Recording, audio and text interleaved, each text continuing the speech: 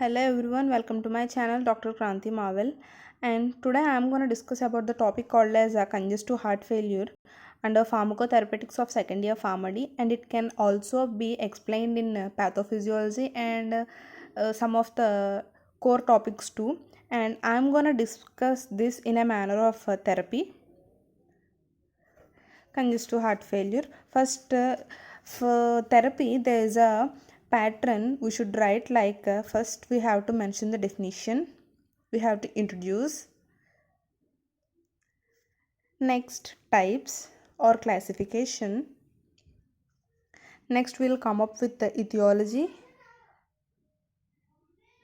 next epidemiology, next pathophysiology, next we'll go with for this congestive heart failure we have stages, but generally we'll follow this pattern. And next, after pathophysiology, we'll discuss about risk factors, diagnostic tests, goals of therapy, clinical presentation of the patient, complications, treatment. Treatment is based up of two types, non-pharmacological and pharmacological. This is with no medicines and this is with medicines, non-pharmacological and pharmacological. And then we'll come up with a management. This is the pattern we'll follow in therapy. Hence, today we are going to discuss about congestive heart failure, right? So, come, let's start. And the definition of congestive heart failure. It can be defined as heart failure due to congestion. Heart failure due to congestion. Congestion is caused due to heart can't fill or can't pumps the blood. It can't be filled or can't be pumped the blood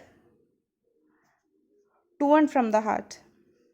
This condition is called as CHF, means congestive heart failure, and it can also be said as it is a chronic condition in which heart does not pump the blood or it cannot be filled the blood is called as congestive heart failure.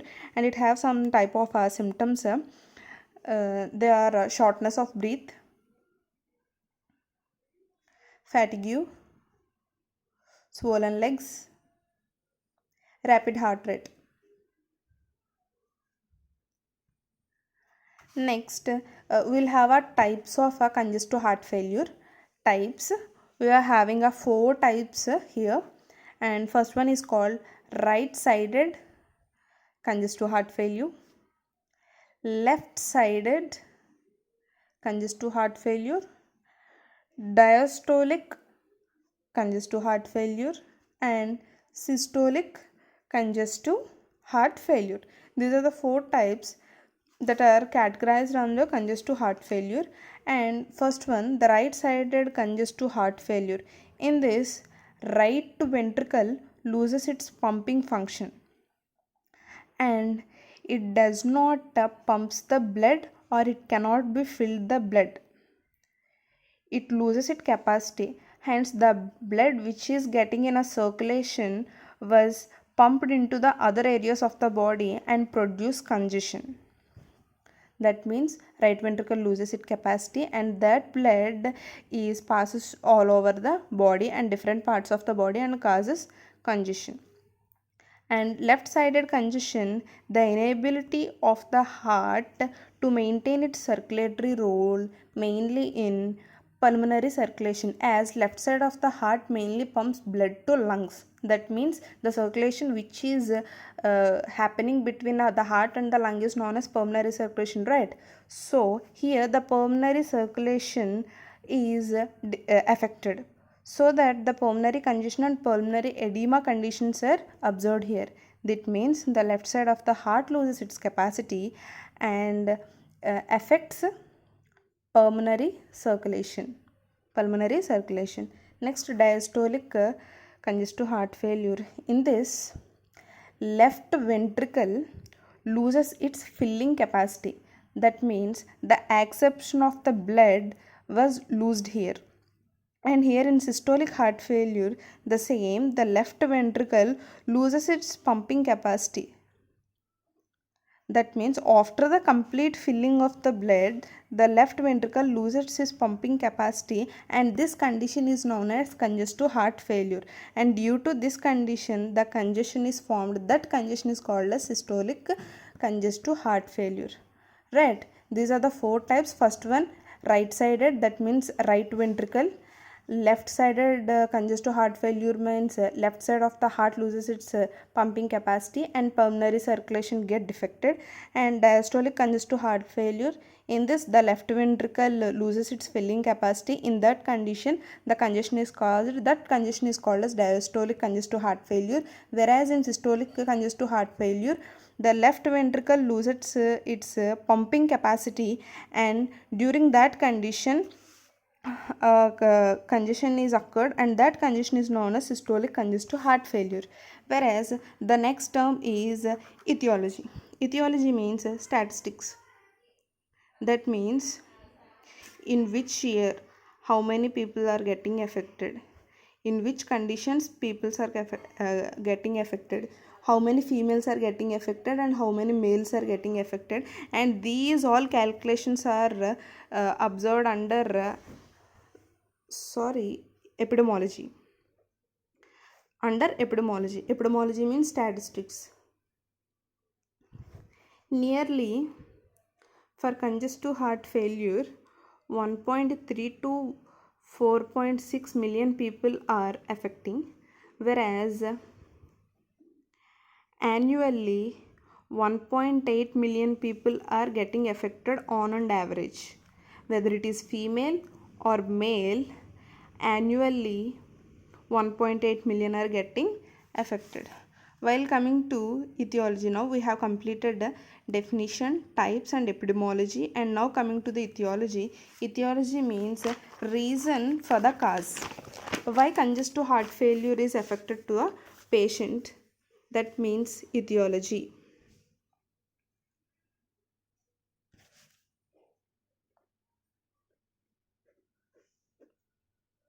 Etiology. In this, the patients who are having hypertension are more commonly facing congestive heart failure, whereas the patients who are suffering from coronary artery diseases are also getting CHF, whereas the patients who are facing rheumatoid heart diseases and arteriosclerosis and also cardiac myopathy and some other reasons like metabolic abnormality. This metabolic abnormality is caused due to improper diet. Hence, we have to take a proper diet to avoid all the diseases that are very effective or very damaged to the human. And here, pathophysiology. In pathophysiology, first, increase afterload at aortic valve opening, increases overload at aortic valve opening, and then causes direct vasoconstriction, and due to this constriction, angiotensin II is formed, and this formation increases renin and makes renin to release,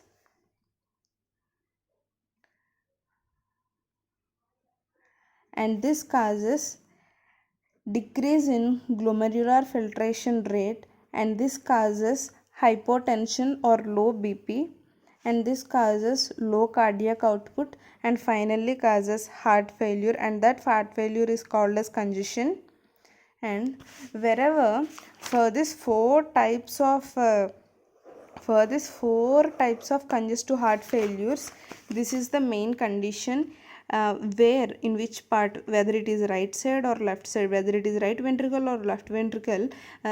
First it increases its afterload, then it causes vasoconstriction and leads to the angiotensin 2 formation, then increases renin release and decreases glomerular filtration rate and decreases of BP and decreases cardiac output, and this hence leads to the heart failure. And now coming to the stages of congestive heart failure. Stages of congestive heart failure. We are having 4 stages: stage 1, stage 2, stage 3 and stage 4. In stage 1 we are having no signs and symptoms, but patient having a high risk of heart failure. And second one, in stage 2 symptoms are seen and having high risk of heart failure. And in third condition, no signs and symptoms are observed in a patient, but we will observe structural changes of heart. Structural changes are observed in stage 3. That means heart is getting affected due to congestive heart failure in mainly third stage. And in fourth stage, patient was in unconscious state. Whenever a patient is facing a fourth stage of congestive heart failure, he needs an emergency medication and should be taken care in intensive care units called as ICU, and we need a monitoring complete hospitalization to that particular patient who are facing the fourth stage of congestive heart failure. Hence the fourth stage is the dangerous state and need a refractory and a good hospitalization and should be taken care in intensive care units. And then we will come up with the risk factors. And risk factors means the factors what should be avoided by the patient who are having congestive heart failure. Number 1, the patient should decrease smoking and also should keep their hypertension in control in normal conditions. And also the obesity is also a risk factor for congestive heart failure. And also family history, the grandfather or the father is having a condition of CHF, automatically the grandchild or child can cause this type of conditions. Next, stress. Also coronary artery diseases, the patient who are having coronary artery diseases have the high chances of getting congestive heart failures. And also the patients who are having infected heart muscles can also face congestive heart failures. And while coming to the diagnosis are nothing but the identification tests for CHF. First one, we will go with the physical examination, and second one, electrocardiogram. We are well known as ECG, electrocardiogram. And third one, echocardiogram, and also fourth one, MRI, magnetic resonance imaging, and fifth one, chest X-ray. And these are the main identification tests, and normal identification tests are done for CHF, congestive heart failure. Next, while coming to the goals of therapy and why the therapy is giving, why when a patient of a congestive heart failure is taking a treatment in a hospitalization conditions, what the registered doctor or the nurses give treatment to improve oxygen ventilation, because oxygen ventilation, whenever the oxygen ventilation is improved, automatically the CHF condition is reduced. And second one, to decrease oxygen demand and to increase O2 supply. Also, we have already observed here in pathophysiology the cardiac output was decreased, and also the goals of therapy can be said that to increase cardiac output.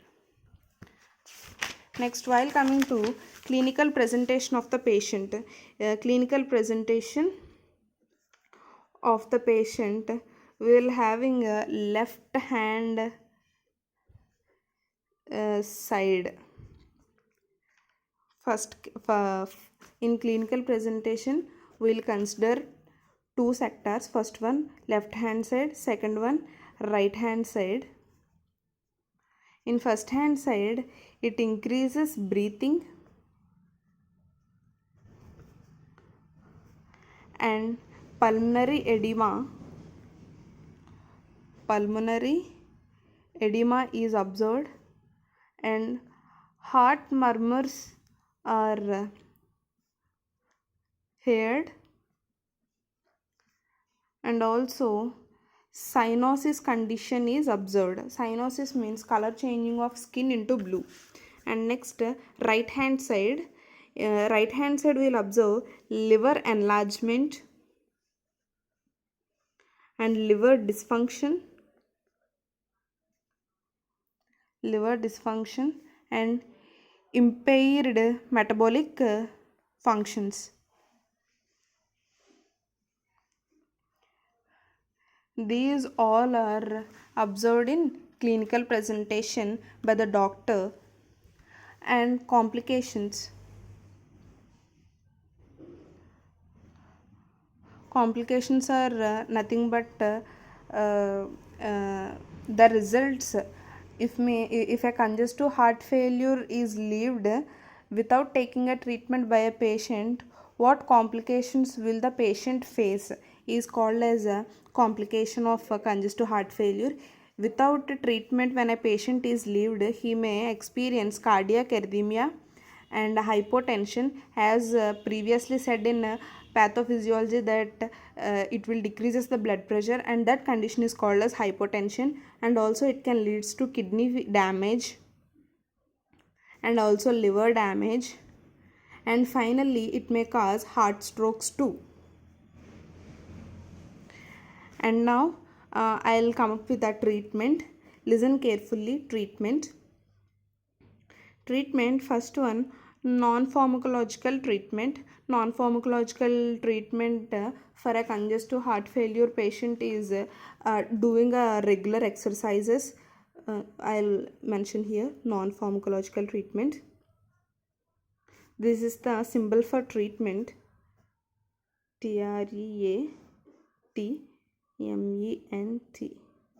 This treat is, and this was the symbol for the treatment, non-pharmacological treatment. In non-pharmacological treatment, we have to educate the patient to do cardiac exercises and to take a mixed diet and to take oxygen intake in a proper manner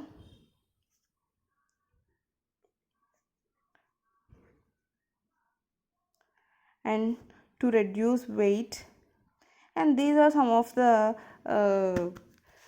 sectors that a doctor should counsel the patient regarding non-pharmacological treatment. And this was mostly suitable for the patients who are experiencing the stage 1 congestive heart failure, as if they maintain these all in a correct manner and having a good diet, they can easily cured. But if they neglect from the first stage, it can be very problematic to the patient. Next, while coming to the pharmacological treatment, that is based on medicines, and this can be given to the patients who are having second, third and fourth stages, the pharmacological treatment. And the drugs what should be prescribed are diuretics drugs. First, diuretics. In diuretics, we will observe furosemide, metalazone,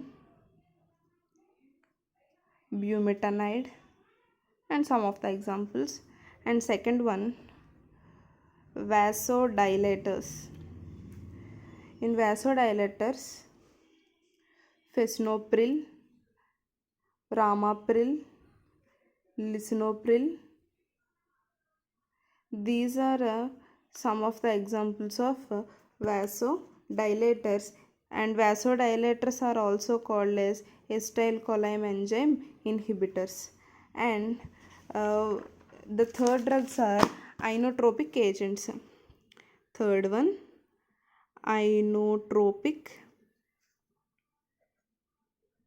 agents. Inotropic agents, and the drugs are digoxin, digitoxin, amrinone, milrinone, and these are the drugs which come under inotropic agents. And fourth one, beta blockers. Beta blockers are metoprolol, atenolol, bisoprolol, which are having a lol or under beta blockers. And whereas fifth one, calcium channel blockers. Calcium channel blockers, and this calcium channels are present in cardiac muscles. Drugs are nifedipine, felodipine,